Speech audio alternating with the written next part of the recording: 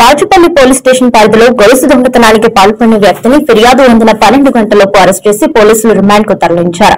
ఈ సందర్భంగా ఏర్పాటు చేసిన విలేకరుల సమావేశంలో కూకట్పల్లి ఏసీపీ శ్రీనివాసరావు వివరాలు వెల్లడించారు.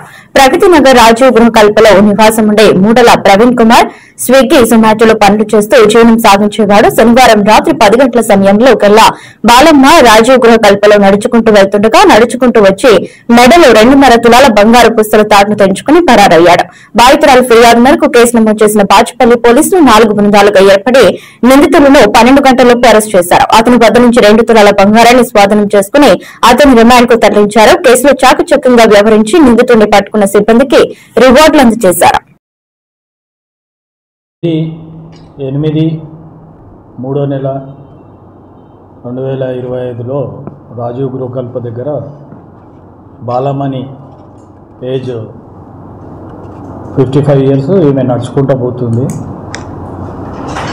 నడుచుకుంటూ వెళ్తుంటే ఒక అతను పరిగెత్తుకుంటూ వచ్చి ఆమె మెడలోని చైన్ గుంజుకొని పరిగెత్తి వెళ్ళిపోయిండు.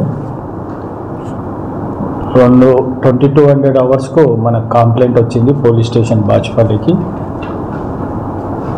కేసు రిజిస్టర్ చేసుకొని ఎస్హెచ్ఓ గారు ఉపేంద్ర మరి డిఐ యాదయ్య గారు వాళ్ళ టీముని తీసుకొని ఇమ్మీడియట్గా స్పాట్ విజిట్ చేసి 4 టీములు పెట్టుకొని నైట్ అంతా సీసీ కెమెరాలు చెకింగ్ చేస్తున్న తరుణంలో ఒకరిని సస్పెక్ట్గా ఫోటో వచ్చింది. ఆ సస్పెక్ట్ యొక్క ఫోటో తీసుకొని అక్కడున్న పబ్లిక్కు చూపించి కొంతమంది ప్రజలు అతన్ని ఐడెంటిఫై చేశారు. 2 పిల్లలు నడిచే విధానాన్ని వాకింగ్ ప్యాటర్న్ అంటారు. ఆ నడిచే విధానాన్ని గుర్తుపట్టి మనకు డిస్క్లోజ్ అయింది. ఇమ్మీడియట్గా డిఏ గారు వాళ్ళ టీం తోటి వాళ్ళని ఐడెంటిఫై చేసి అతని ఫోన్ నెంబరు ట్రేస్లో పెట్టి సీసీ కెమెరాల ద్వారా వాళ్ళ ఇంట్లో అరెస్ట్ చేశాడు. అరెస్ట్ చేసినప్పుడు బంగారం గొలుసు వాళ్ళ ఇంట్లోనే ఉన్నది, 2.5 తులాల గొలుసు.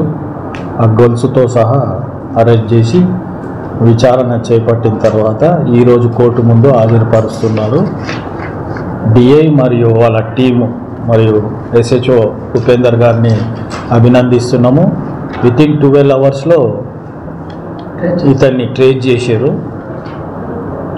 12 అవర్స్లో ట్రేస్ చేయడం అసాధ్యము, నైట్ టైం అయ్యింది కాబట్టి ఆ సీసీ కెమెరాలు వాకింగ్ ప్యాటర్న్ తోటి పబ్లిక్ని ఇన్వాల్వ్ చేసి వీళ్ళు ట్రేస్ అవుట్ చేసి ఐడెంటిఫై చేసి ఈరోజు అరెస్ట్ చేశారు.